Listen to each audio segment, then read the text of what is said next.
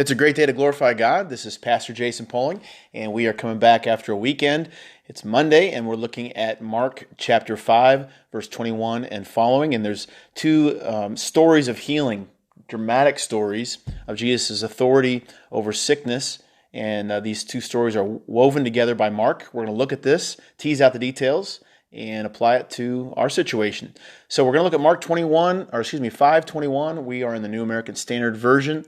And it says, when Jesus had crossed over again in the boat to the other side, that's the other side of the Sea of Galilee, we just saw him heal the man with the legion of demons, casting them out into the pigs, 2,000 or so, and the pigs jumped off the cliff and died. And this man is now healed, and he's sent out into the region of the Decapolis to preach Jesus. He's the first apostle to the Gentiles, essentially, even before Paul. And then Jesus and the disciples cross back over into the Jewish land in Capernaum, most likely, across the Sea of Galilee. And of course, when he gets there, a great multitude again gathers about him, and he stayed by the seashore. Again, there's just so much buzz surrounding Jesus. Verse 22, and one of the synagogue officials named Jairus came up, and upon seeing Jesus, he fell at his feet and entreated Jesus earnestly, saying, my little daughter is at the point of death. Please come and lay your hands on her, that she may get well and live. So this man is earnestly seeking Jesus' assistance. He knows Jesus can heal. He is a synagogue official, so that's interesting. He may not be fully in line with the rest of the leadership who seems to be opposed to Jesus. And we know in other gospel accounts, this is the only daughter of this man, and we'll find out later that she is 12 years old. Verse 23, or 24 rather, Jesus went off with the man, and a great multitude was following him and pressing in on him. And then verse 25, a woman who had had a hemorrhage for 12 years, and again, 12 years, that's a key designation there. We'll talk about it in a second. Verse 26, and she had endured much at the hands of many physicians, and had spent all that she had, and was not helped at all, but rather had grown worse. After hearing about Jesus, she came up in the crowd behind him and touched his cloak, for she thought, if I just touch his garments, I shall get well. And immediately the flow of her blood was dried up, and she felt in her body that she was healed of her affliction. Now we see this woman in a desperate state, as well as this man Jairus in a desperate state. They come to the only one we can turn to, and that may be where you're at too. You might be in a desperate state of anxiety, of financial distress, or maybe even physical ailment, as we see with these two people, these two key characters in these stories. And the only place you can turn to is Jesus. The synagogue official realized he can't turn to his priestly authorities or anyone else like that, any earthly person. The woman who had turned often to earthly authorities, physicians, and spent all her money trying to get healed was not helped at all. Instead, she endured much, it says in verse 26, and the condition grew worse. And so we may have experienced that, running to all types of authorities and figures, and maybe you've done much to try to heal an ailment or fix your financial situation or fix your marriage, and it just seems to get worse. And again, the only person we can turn to, as this woman and this man Jairus show us, is Jesus. But we must have faith, and that's what Jairus has in entreating Jesus and bowing down before him, giving him homage, showing that he really trusts in him. And also this woman who hears about Jesus and is so convinced that we get the image of her just kind of crawling on the ground. We don't know for sure. It might be in another gospel where she's crawling on the ground. But she grabs the cloak of Jesus in the midst of this huge crowd and believes that if she just touches his garment, that it would be holy enough, powerful enough to heal her. And indeed, it did. Verse 30, immediately Jesus, perceiving in himself that the power proceeding from him had gone forth, turned around in the crowd and said, who touched my garments? And his disciples said to him, you see the multitude pressing in on you. There's a huge crowd. And you say, who touched me? Basically, they're saying, Jesus, how in the world are you going to know who touched you? Because everyone's touching you. But Jesus looked around to see the woman who had done this. But the woman, fearing and trembling, aware of what had happened to her, came and fell down before him and told him the whole truth. There you go again, a situation of fear and trembling before God, which is a right response.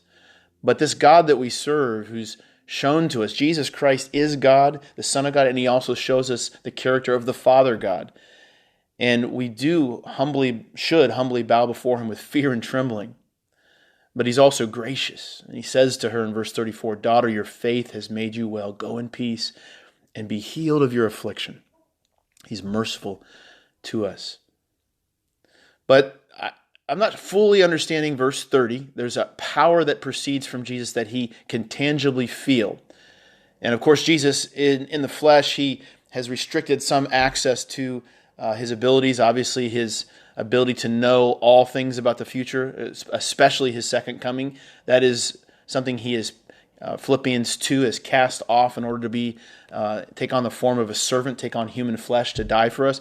So he can sense power going out from him, and I'm not 100% sure what that means or what that looks like, or of course feels like. I'm not Jesus, but he definitely, some kind of power emits from Jesus, a healing power, a saving power, and Jesus knows it. And so when he turns around, he interacts with this woman who received that healing power. Now I want to keep going further and try to tie together these two stories about Jairus and this woman. Verse 35, while he was still speaking, some servants, of course, came from the house of the synagogue official, saying, "Your daughter has died. Why trouble the teacher anymore?" But Jesus, overhearing what was being spoken, said to the synagogue official, "Do not be afraid any longer. Only believe." Only believe. And it reminds us of the story where there's another man who later in this gospel struggles to truly believe, and Jesus says, faith is all you need. Just believe. And the man says, "I believe. Help my unbelief." And so Jesus knows that we have fear, that we have doubt, that we have unbelief, and he just continuously speaks to us like a good shepherd, a great physician who understands our anxieties, our troubles, and our afflictions, and just gently speaks to us this word of no fear. Don't fear. Simply believe in me. Then he allowed no one to follow with him except for Peter, James, and John, the three that he took with him in these kinds of settings, and John, the brother of James. And they came to the house of the synagogue official, and he beheld a commotion and people loudly weeping and wailing. And they would hire, back in that day, they would actually have professional mourners to accentuate the grief of the family. And so the community would also join in and wail and weep. And Jesus entered in and said to these mourners, "Why make a commotion and weep? The child has not died, but is asleep." But of course, everyone knew the child had died. And so the mourners changed their tune quickly and began laughing at him. But Jesus put them all out, and he took along the child's father and the mother and his own companions, and entered the room where the child was. And taking the child by the hand, he said to her, "Talitha cum," which translated means, "Little girl, I say to you, arise." And immediately the girl rose and began to walk, for she was 12 years old. And immediately they were completely astounded. And he gave them strict orders that no one should know about this. And he said that something should be given to her to eat.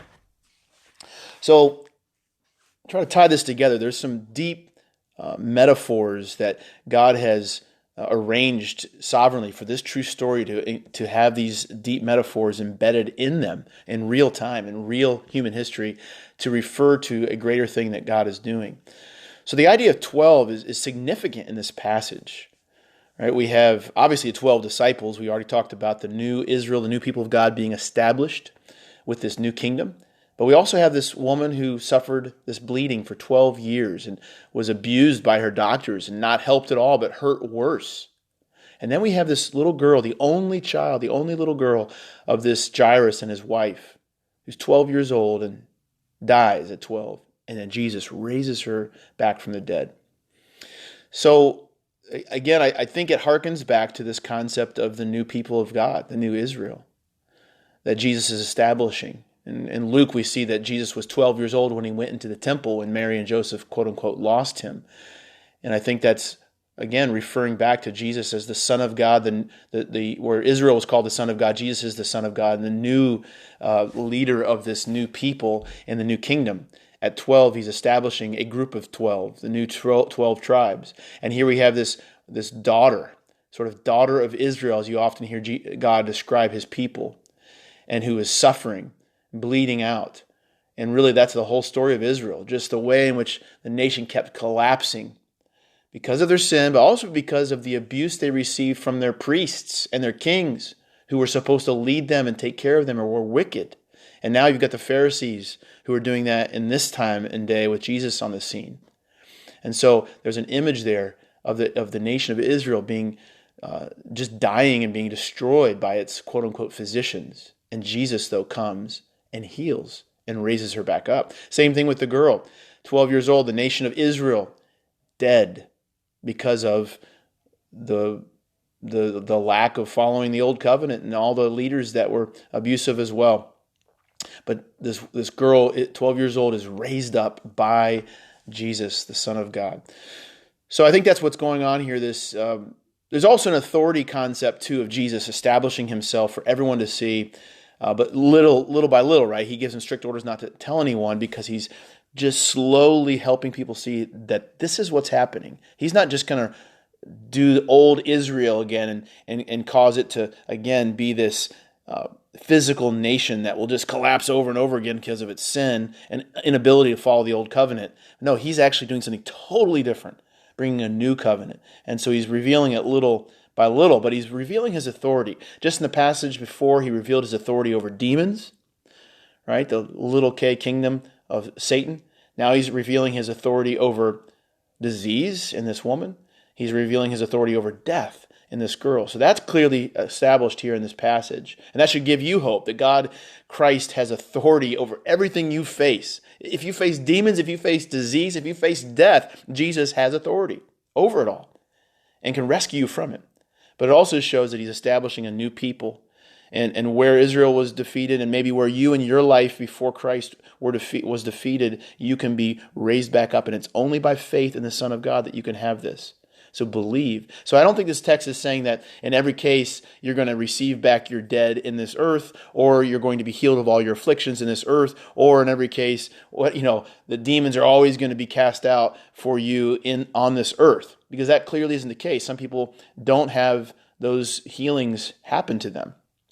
But what he is saying is, I'm creating a new people that you can absolutely be a part of, and I can save you into it if you have faith. Do not fear, just believe. And so that's I think what's going on here in Mark chapter 5. I'd love to hear your feedback. You can email me again. You'll hear the email at the end of this segment. Love you guys. God bless you.